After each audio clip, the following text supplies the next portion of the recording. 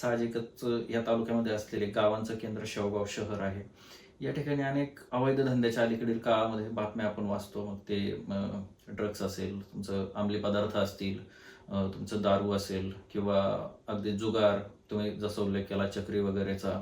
या धंद्यांना कुठेतरी आळा का बसत नाही किंवा याचे प्रकार असे दिवसेंदिवस वाढत का चालले आहेत? याच्यामध्ये काही पदाधिकारी किंवा काही लोक जे असे आहेत की जी कसलाही एक चुकीचा आविर्भाव आणून जनतेची फसवणूक करून त्या पदाचा चुकीचा वापर करत आहेत. त्याच्यामुळे त्यांचे दारूचे लायसन्स, काही जणांकडे तर स्कूटी आहेत गाड्या, त्याच्यामध्ये दारू ही अवैधरित्या पार्सल केली जाते. काही जण स्वतः ते पार्सल करतात. म्हणजे हा मोठा प्रश्न आहे की ह्या गोष्टीला व्यसन असल्याचा, व्यसनाची एक जोड असल्यामुळे इथे 360 हाफ मर्डरच्या केसेस सर्वात जास्त आहेत.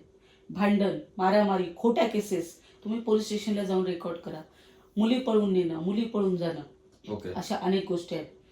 त्याच्यामध्ये ट्रॅफिकची पण आणखी एक मोठी गोष्ट आहे, कारण अतिक्रमण झाली. अतिक्रमण झालं, छोटा व्यावसायिक अतिक्रमण जेव्हा गव्हर्नमेंटने काढलं तेव्हा छोटा व्यावसायिक कुठेतरी आता दुसरीकडे छोट्या छोट्या दुकानांमध्ये शिफ्ट झाला. ते मार्केट जे आहे आपलं शेवगावचं ते कॉम्पॅक्ट झालं. इथे सार्वजनिक स्वच्छतागृह नाही, महिलेसाठी तर नाहीच नाही, पुरुषांसाठी नाही, एकच आहे बाजारपेठेत. आता ज्यांनी फॉर्म भरलेले आहेत नगरसेवकासाठी, त्यांच्या शेजारीच हे टॉयलेट्स वगैरे आहेत. त्याच्या सफाईसाठी मला अर्ज द्यावा लागतो की याचा घाण वास पूर्ण पेठेत येतो, याची स्वच्छता करावी नगर परिषदेला.